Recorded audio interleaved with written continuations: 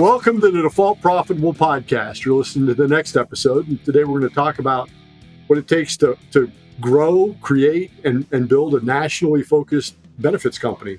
I'm your host, Matt Nettleton. Today, my guest is John Gause. John, welcome to the show. Hey, thanks, Matt. Appreciate you having me. Yeah, well, it's been a wild ride, but let's start at the beginning. Like, you and I know each other because of our daughters. Yep. But why don't you take 3 or 4 minutes, introduce yourself and your business to the people that are listening?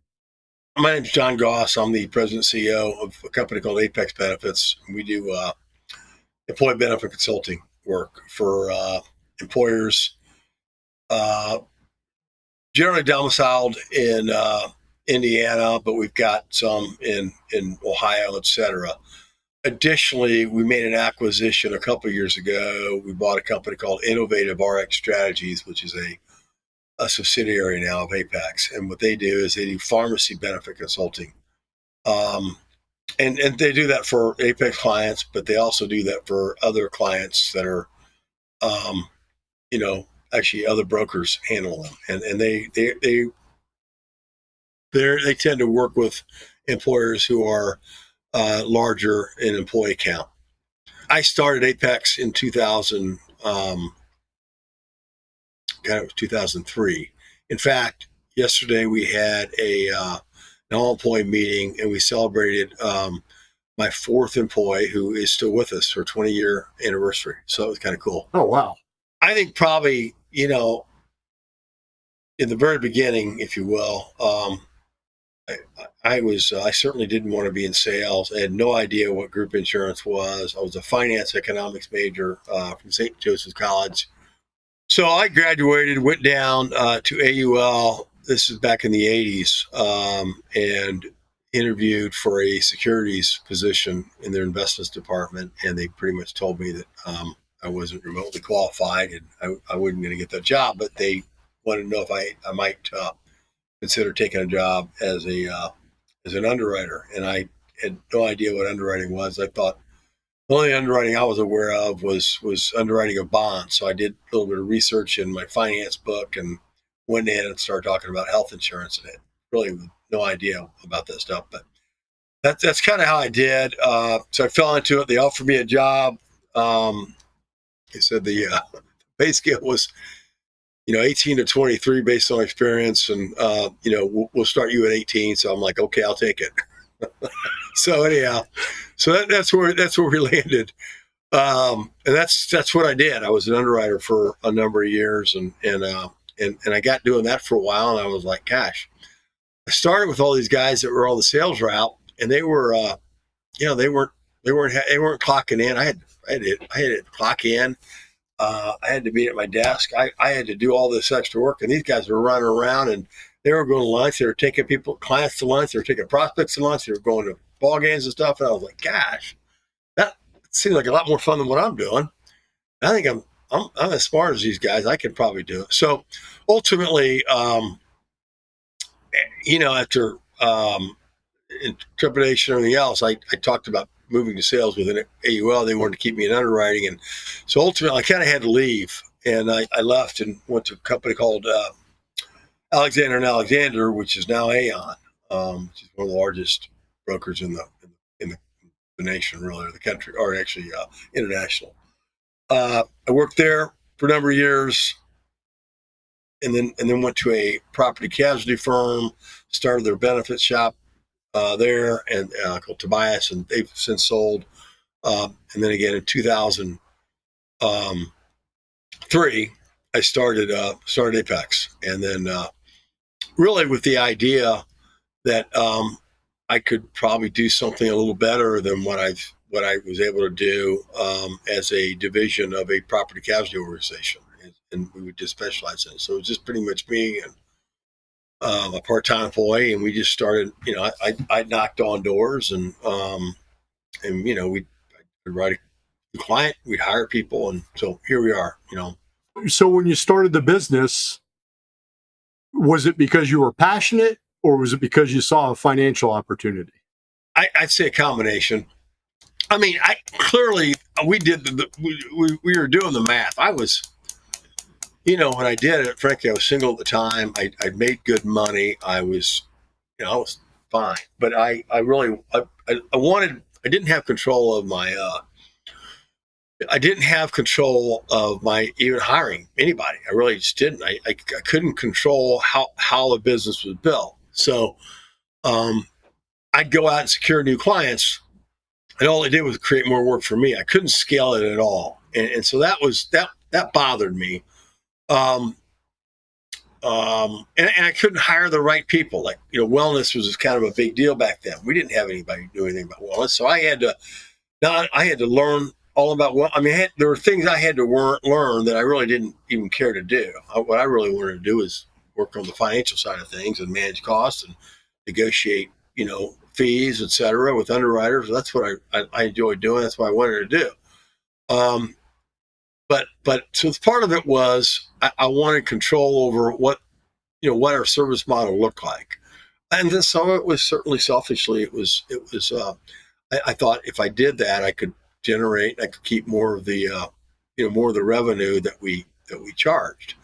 Well, and let me re-ask the question, and this might be, you hear all this terrible, I'm going to say it's terrible advice of people being told, hey, chase your passion, chase your dreams and everything. But when I talk to business owners, and this is episode 90 something of this podcast, and I say, did you do it because you were passionate about it, or did you do it because you thought you could make money? So far, it's 95%. I thought I could make money, and I became more and more interested in it the longer I did it. Yeah. The other thing that happens kind of, when you take that step and you're out on your own, you become a lot hungrier. It was interesting how I modeled out. I did all kinds of planning before I left the confines of Tobias. I don't know how many pro formas I did, and I always looked at them and I thought, well, I think I'm going to get X percentage of accounts that I used to work for after my non-solicitation period, or I'm going to do it without violating my agreement, which I had with my former employer. So I couldn't just leave and take clients with me. I had to leave. In fact, I didn't tell one client before I left. I literally had to give my notice. I left, and some of them called me. Some of them wanted to work with me. Some of them decided to come work with me anyway. And then, but the number of, I think the motivation and my ability to bring more business on the books, I don't say my ability, but the fact that I brought more business on the books when I went out on my own versus how many accounts I'd write when I was part of a bigger organization was baffling to me. I just had no idea that I'd do it, but I did. And I think that was just by, look, I've got to make payroll, and I got to pay myself. Well, I think it's, most people, they think that it's going to be this magical carpet ride of, green grass and blue bunnies. And the reality is you got to make payroll and you got to pay yourself, and you got to find that opportunity. How accurate, when you go back and you think about, because you're a detail guy, you're a math guy, how accurate was your projection and your planning in starting the business? So I would tell you, in the first year or two, my pro forma, my plan was actually above how we actually performed. But that was because my former employer was not very happy that I left, and basically put us in a bind. They sued me, and it was a kind of, but for the first 3 years I was dealing with the lawsuit based on some things. So the first couple of years were rough. Didn't make any money at all, and thank goodness I had money saved. But then after that, substantially, we beat the numbers by a long shot. And so, and I don't know that I ever really took it much more than 5 or 10 years. But we're at 21 years now, and we've far exceeded what I would have anticipated. And the business has changed. I had no idea. I mean, if you would have told me that in 2003, when I started, that I was going to have 80 employees, and I was only going to have 6 or 7 salespeople, and the rest were going to be doing other things, I'm like, I'd be wrong. What the hell are they doing? If you'd have told me that I was going to own an insurance consulting company, health insurance consulting company, I was going to have 6 pharmacists, 2 registered nurses, health coaches, and we don't practice any medicine. I mean, we're not a provider. I really would have. What in the world are these people doing? Well, and I think that's the beauty of it, because no matter how accurate your projections start, you got to react to what's actually on the ground. And that's another theme that's come up through these interviews is the planning's important, but the plans are inaccurate. Like you got to have the process, but the actual facts that you come up with don't end up very often being correct. So what, if you think back to those first 3-4 years, once you got out of the lawsuit, what things do you wish you knew that would have helped you start faster? I would probably have been more careful about who and how I hired people. I would have been more. That was probably, I made a lot of bad hires. I hired people that were friends and etc. I mean, it just didn't, and I had to have some tough conversations, and I carried people for too long, and that was something that, if I would have been more careful or more thoughtful about who I brought in as employees. Now, I made some really good hires, like Tony Stinson, who we celebrated her 20-year anniversary yesterday, which I mentioned to you. That was a fantastic hire. But there were others that I made that were not good. And, they say hire slowly and fire swiftly. And I think a mistake I made was I hired probably swiftly and based on not very, very good interviewing. And I didn't fire swiftly at all. Yeah. So when you think back to the hiring, it sounds like you hired people that you were comfortable with, that were friends, and you knew them. And yeah, we had an idea, and we were all going to do something. But there it was details, and frankly, that's one of my, and I don't know how I would have done it differently, but my strong suit is not the fall through execution, the details. And so, fortunately, the person who helped me, who I reached out to and hired to help me start it, she was very organized, and she was very helpful. And as time has gone on, I think recognizing, I would tell anybody who's going to do this is recognize what your strengths are. My strengths were, I'm competitive. I want to win. I want to outwork people. I want to outsmart people. But that's really important to me, is winning, and beating people and being better than people, being, offering the best program. It's really important. But the fall through, he's got to hire good people behind you. Like right now, I've got a fantastic COO. We are working great together. I brought him on. It's been 6 years, but it took a long time to get him. I hired some other ones that didn't provide as much, but this guy he's into internal meetings. If a meeting lasts more than 90 minutes, I don't want to be there. If I had to sit around and do 6 or 7 internal meetings, I just shoot me. Just finding people who complement what you bring to the table is, I think, pretty important. And so one of the other things, and you've talked about it, want to work hard, want to compete. I know you were pretty active in CYO football. Right. Was knowing that you wanted to be able to do stuff like that a factor in having your own business? Or was that just a benefit that you discovered later? My whole CYO stuff started at, from a mentor of mine who helped me get to school, who actually coached me in grade school. He kind of tapped me when I graduated and was like, hey, You need to come down and coach. And I was like, okay, couldn't say no to the guy. And I started doing that, and I really enjoyed it.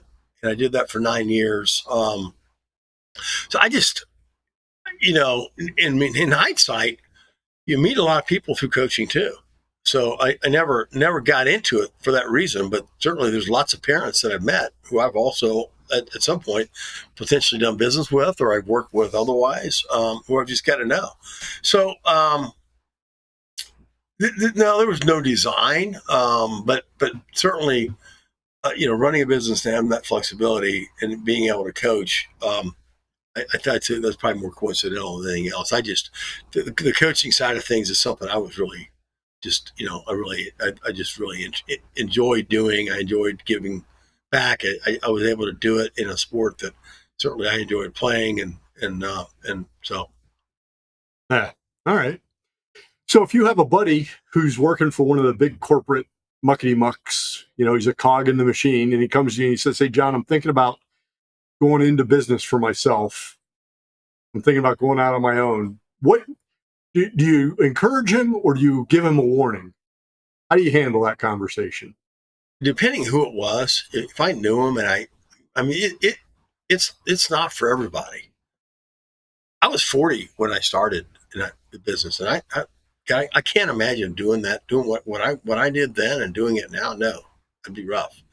For whatever reason, and I'll just, God gave this to me. I just always had this glass half full mentality. I just was, failure really wasn't an option. I never thought about that. I never once, even when I was getting sued. I was just like, through it.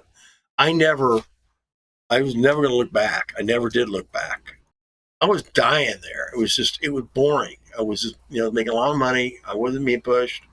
I didn't have any opportunity that could really grow in my mind. So it really depends who they were. But if I felt like they were really, solid, they were confident, they felt confident, I'd probably encourage them, and I'd want to give them guidance and direction. And I do that when I get a chance with people today. It's always interesting to me, though. And I think it was Stephanie Daly in one of the earliest episodes said, if you're not comfortable waking up at 3 a.m. and worrying about your business, just stay at the big company. Yeah, I've done that a bunch. It's funny. It's just the other day, my COO said, "Did you get sleep last night?" He goes, "I got an email from you at 2:30." I'm like, "Well, sorry about that." I don't do that, but at the end of the day, but I enjoy that. If I didn't want, I think probably there's a lot of people. If I wanted to chill and not do that, I wouldn't do it. But I enjoy doing it. But yeah, I think you got to be invested, and you got to be willing to be able to do it, and you got to be able to. And there's a lot of stress, and I think there's certain people that probably, that level of stress is probably not good for them, and they're not ready for it. And yeah, those people probably ought to stay, working with a company and not take that kind of risk. Yeah. All right. So, final question. That's a quick 20 minutes, but final question. If 2024 John was to go back to 2003 John, sit down next to you at a bar and say, "Hey, listen, everything works out all right. You'll be fine. Lawsuit, the whole thing. It all works out fine. But listen, here's the thing you need to focus on first." What would that thing you need to focus on first be? I would say a plan. Probably I've kind of winged it. Now we've got budget plans and stuff like that, but I probably would have drawn a plan out and said, okay, what am I going to do? What do I want my life to look like if this happens? Yeah, it's such a theme because everybody's like, well, you ought to have savings, you ought to have reserves, Yep. You ought to have a plan, Yep. And you ought to understand your market. They immediately followed up by saying, I didn't really have savings. I didn't really start with a plan. And the people that I thought I was going to sell to, well, that didn't work out either. Yeah. The people I thought I was going to sell to didn't. That all changed too. Yeah. And I certainly didn't think I was going to get in a 3-year lawsuit. And I didn't think that, there's a lot of things I didn't think about. But it's been fun. I always, You wouldn't change it. I wouldn't change it. People laugh because so Miley Cyrus, I guess is her name. She's an artist. My kids listen to her a little bit, but there's a song she has called "The Climb." I think it's called "The Climb," maybe, or something. It's about the climb. But bottom line is, I'm a believer. I think and I really do. This is that. It's not about making it to the top and being on the top. It's about the experience of climbing. And they say grass grows in the valley, not on the mountaintops. And I believe that. And I think it's, and I enjoy that. I enjoy that climb. I enjoy the climb. Maybe I'm just, whatever. And I enjoy getting my ass kicked. People say, hey, you must be a good salesperson. I'm like, no, I'm a terrible salesperson. But I get, people say no to me more than anybody else. I get, so, if I get more no's, then I'm going to get a few yeses. So Inadvertently, even. Yeah. Right. Right. Yeah. Well, that's probably a good place to wrap up, because the journey is the whole point. Yeah. Like the destination is not really the point. The journey is the whole point. Yeah. So, back to your point is, if somebody's thinking about it, I think you got to think about the journey. I mean, you've got to be ready. You got to have you got to be ready for the journey, and you got to really be able to relish the journey. So I always thought about, gosh, if I could, and you got to be, willing to deal with people. I mean, in my business, I can't grow without hiring people. I mean, so more people, right. And there's that in itself is a different, animal. So, yes, people are always a challenge. Yep. So, all right. Well, I'm going to remind everybody, if you want to learn more about John or his company, you can find it in the show notes over at defaultprofitable.com. And as always, there's 3 ways you can help us grow. Hit that subscribe button, leave a review, and if you find something interesting, share the episode. John, thanks for being a guest. Appreciate you. Hey, you're welcome, man. Good luck with your podcast series, and hopefully this was helpful. Yeah, well, it's been amazing. So just a little side note: more than 85% of the listeners are from Indianapolis, and we have grown to in the top third of all podcasts. So it's been kind of it scratched my itch, and now all of a sudden other people are interested. For our listeners, thanks for being here. We'll be back next week with the next episode of Default Profitable. Until then, stay focused, keep working, stay profitable.